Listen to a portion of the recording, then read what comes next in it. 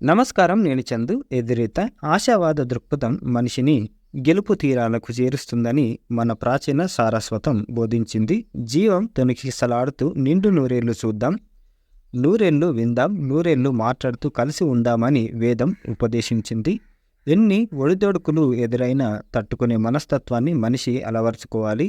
ఎంత కష్టం వచ్చినా సర్దుబాటుతో సహనంతో జీవించాలి. పల్లానికి ప్రవహించే నీరు రాయి అడ్డం వస్తే పక్కకు తప్పుకొని ముందుకు పోతుంది, కానీ ఆగిపోదు. భయంకరమైన నది ప్రవాహానికి గడ్డి మొక్కలు తలవంచిన తర్వాత తట్టుకొని నిలబడతాయి.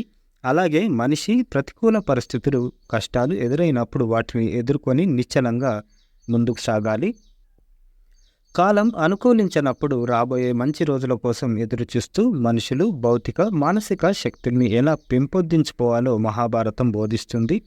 శకుని మాయాజూదంతో అరణ్యవాసానికి వెళ్ళవలసి వచ్చిన పాండవులు తమ దుస్థితికి బాధపడలేదు. తీర్థయాత్రలు చేశారు. ఋషులతో ధర్మశాస్త్ర చర్చలు జరిపి ఆ కాలాన్ని సద్వినియోగం చేసుకున్నారు. అర్జునుడు తపస్సు చేసి శివుడి అనుగ్రహంతో పశుపతాస్త్రాన్ని పొందాడు. ఇలా పాండవులు భవిష్యత్తులో జరగబోయే యుద్ధానికి కావలసిన శక్తి సామర్థ్యాలను సంపాదించుకున్నారు.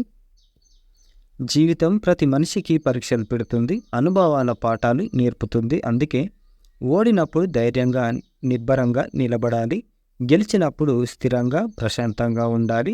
మహానుభావుల చరిత్రలు చదివితే వారి అనుభవాలే జీవిత సత్యాలను బోధిస్తాయి, మార్గదర్శక సూత్రాలను నిర్దేశిస్తాయి. కష్టాలు కలిగినప్పుడు వారు ధైర్యంగా ఎదుర్కొన్నారు, నిరాశ కలిగినప్పుడు మానసిక స్థైర్యంతో ముందుకు కదిలారు.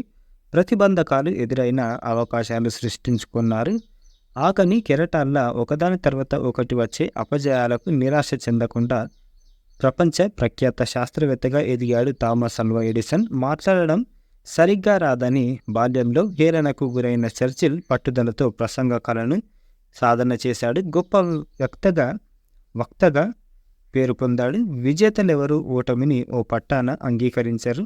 ఆశావాదాన్ని నమ్మి అద్భుతమైన ఫలితాలు సాధిస్తారు.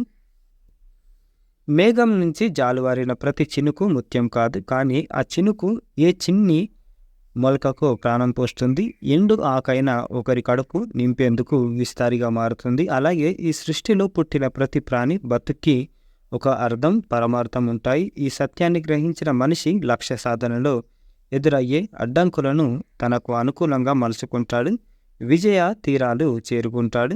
ఆధ్యాత్మిక మార్గాన పయనించే భక్తుడి బాట పదునైన కత్తిమొన మీద నడకలా ఉంటుంది. భక్తుడిని పెడదారి పట్టించి గమ్యాన్ని మరిపించే ఆటంకాలెన్నో ఎదురవుతాయి.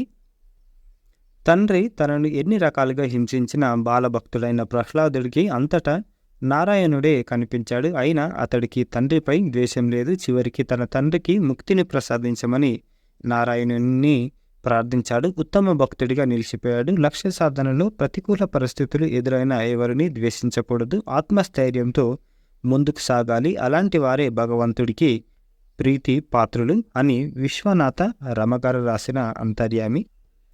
ఎదురీత లైక్ చేయండి, షేర్ చేయండి, సబ్స్క్రైబ్ చేయండి. Thank you. ధన్యవాదాలు.